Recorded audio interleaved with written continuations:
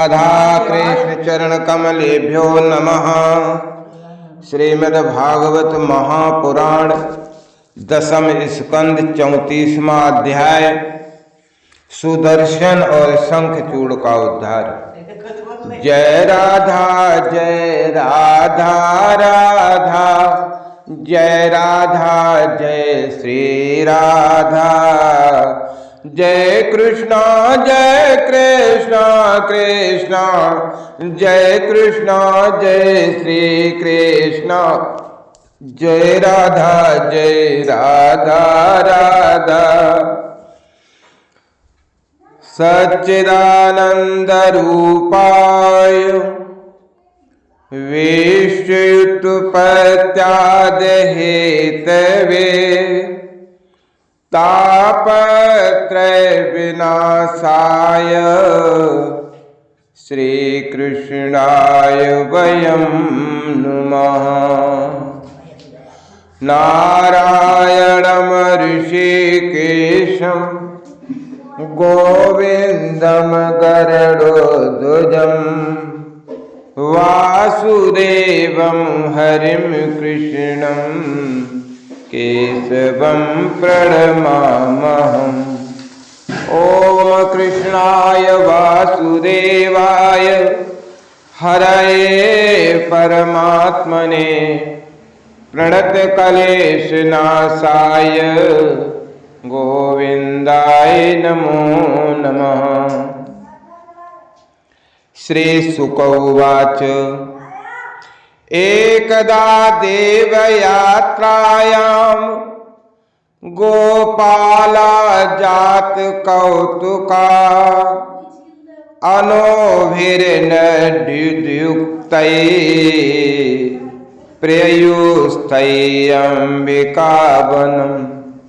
श्री सुखदेव जी कहते हैं, राजन, एक बार नंद बाबा आदि गोपों ने शिवरात्रि के अवसर पर बड़ी उत्सुकता, बड़ी कौतूहल और आनंद से भरकर बैलों से जुती हुई गाड़ियों पर सवार होकर अंबिकावन की यात्रा की।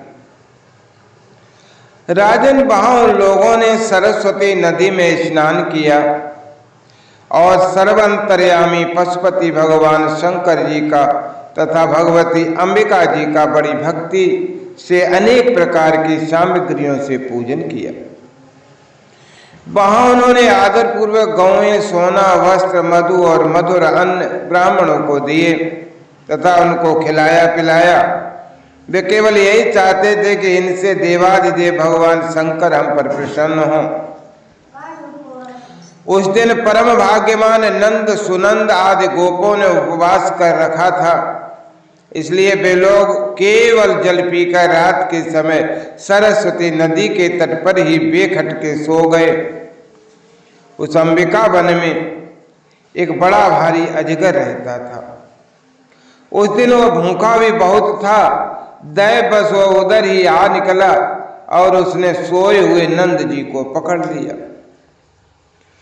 अजगर के पकड़ लेने पर नंद राय जी चिल्लाने लगे, बेटा कृष्ण कृष्ण,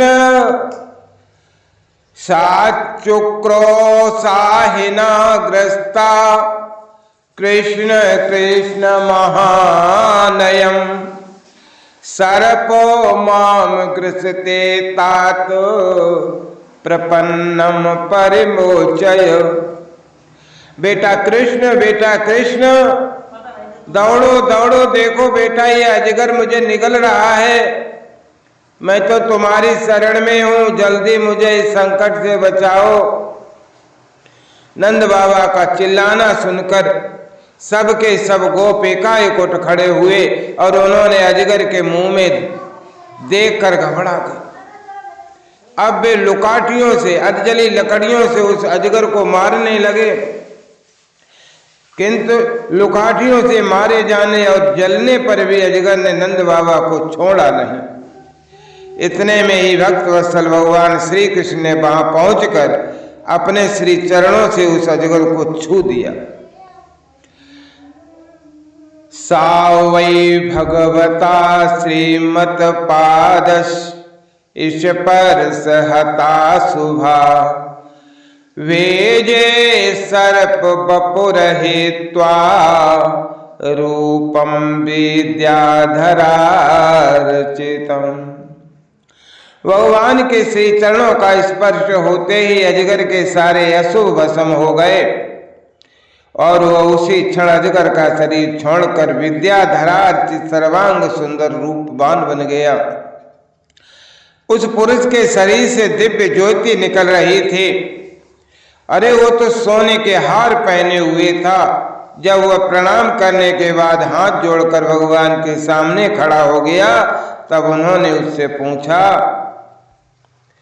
तुम कौन हो?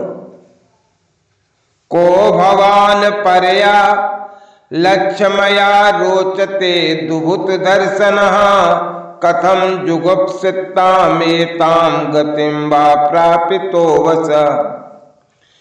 अरे तुम कौन हो? तुम्हारे अंग अंग से सुंदरता फूटी पड़ती है। तुम देखने में बड़े अद्भुत जान पड़ते हो। तुम्हें अत्यंत निंदनीय अजगर योनि क्यों प्राप्त हुई थी? अवश्य तुम्हें विवश होकर इसमें आना पड़ा होगा।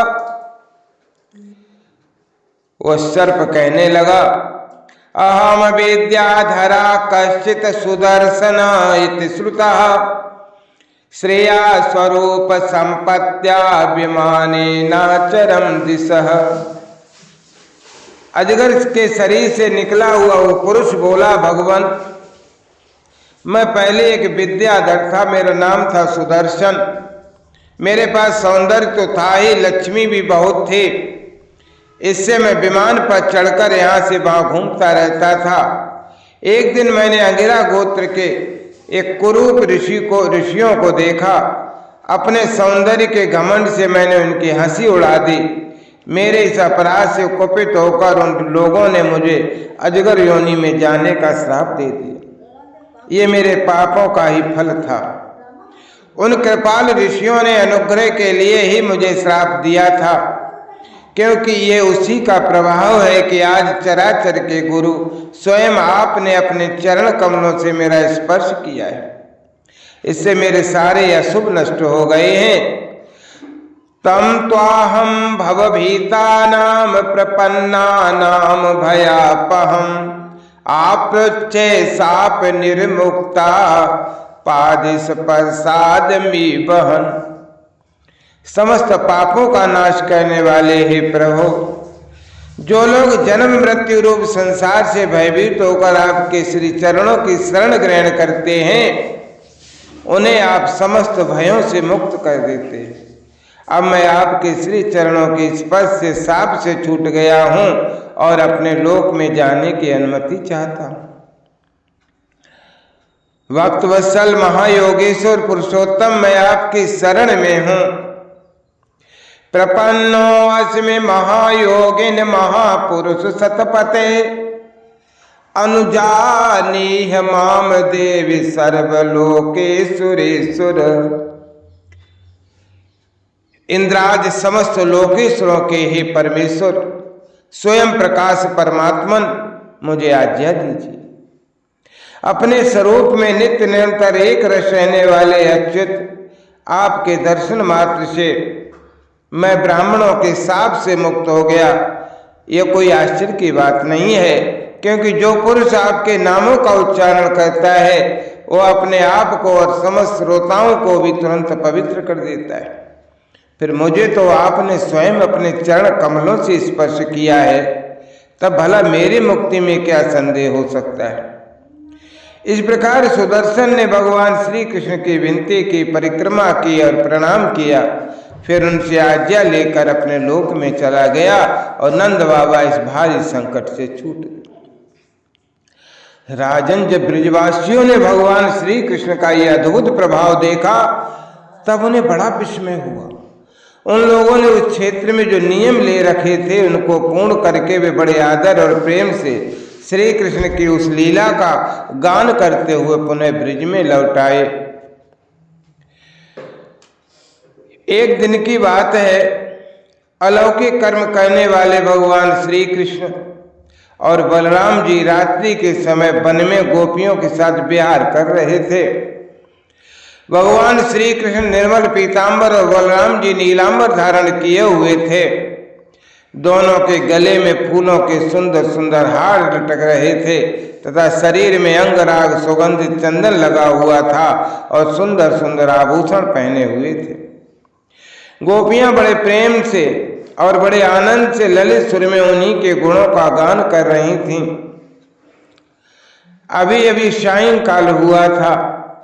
आकाश में तारे उग आए थे और चांदनी छिटक रही थी। वेला के सुंदर गंध से मतवाले होकर भंवरे इधर उधर गुनगुना रहे थे। जलाशय में खिली हुई कुमुदनी की सुगंध लेकर वायु मंद मंद चल रही थी। उस समय उनका सम्मान करते हुए भगवान श्री कृष्ण और बलराम जी ने एक ही साथ मिलकर राग आलापा। उनका राग आरोह अवरोह सुरों के चढ़ाव उतार से बहुत ही सुंदर लग रहा था। वो जगत के समस्त प्राणियों के मन और कानों को आनंद से भर देने वाला था। उनका वो गान सुनकर गोपियां तो मोहित हो गईं। परीक्षित उन्हें अपने शरीर की भी सुध नहीं रही कि वे उस पर से खिसकते हुए वस्त्रों और चोटियों से बिखरते हुए पुष्पों को संभाल सके। जिस समय बलराम और श्याम दोनों भाई इस प्रकार स्वच्छंद विहार कर रहे थे और उन्मत्त की भांति गा रहे थे, उसी समय वहां एक शंखचूड़ नाम का यक्ष आया। वो कुबेर का अनुचर था। परीक्षित दोनों भाइयों के देखते देखते वो उन गोपियों को लेकर बेखटके उत्तर की ओर भाग चले। जिनके एकमात्र स्वामी भगवान श्री कृष्ण ही हैं, वे गोपियां उस समय रो रो कर चिल्लाने लगे। क्रोशंतम कृष्ण रामेति विलोक्य स्वपरिग्रहम् यथा गादस्युना गृषता भ्रातरावन् धावताम्। दोनों भाइयों ने देखा कि जैसे कोई डाकू गौओं को लूट ले जाए, वैसे यक्ष हमारी प्रेयसियों को लिए जा रहा है और वे हा कृष्ण हा राम पुकार कर रो पीट रही हैं। उसी समय दोनों भाई उसकी ओर दौड़ पड़े। डरो मत इस प्रकार अभय वाणी कहते हुए हाथ में साल का एक वृक्ष लेकर बड़े वेग से क्षण भर में ही उस नीच यक्ष के पास पहुंच गए। यक्ष ने देखा कि काल और मृत्यु के समान ये दोनों भाई मेरे पास आ पहुंचे हैं, तब वह मूड घबरा गया। उसने गोपियों को तो वहीं छोड़ दिया और स्वयं प्राण बचाने के लिए भागा। तब स्त्रियों की रक्षा करने के लिए बलराम जी तो वहीं खड़े रह गए, परंतु भगवान श्री कृष्ण जहां जहां वह भाग कर गया उसके पीछे पीछे दौड़ते गए। वे चाहते थे कि उसके सिर की चूड़ामणि निकाल लें। कुछ ही दूर जाने पर भगवान ने उसे पकड़ लिया और उस दुष्ट के सिर पर कसकर एक घूंसा जमाया और चूड़ामणि के साथ उसका सिर भी धड़ से अलग कर दिया। इस प्रकार भगवान श्री कृष्ण शंखचूड़ को मारकर और वो चमकीली मणि लेकर लौट आए तथा सब गोपियों के सामने ही उन्होंने बड़े प्रेम से वो मणि अपने बड़े भाई बलराम जी को दे दी। इति श्रीमद्भागवते महापुराणे पारमहंस्यायां संहितायां दशम स्कंधे पूर्वार्धे शंखचूड़ वधो नाम 34 अध्यायः। जय राधा राधा जय राधा जय श्री राधा। जय कृष्णा कृष्णा जय कृष्णा जय श्री कृष्णा।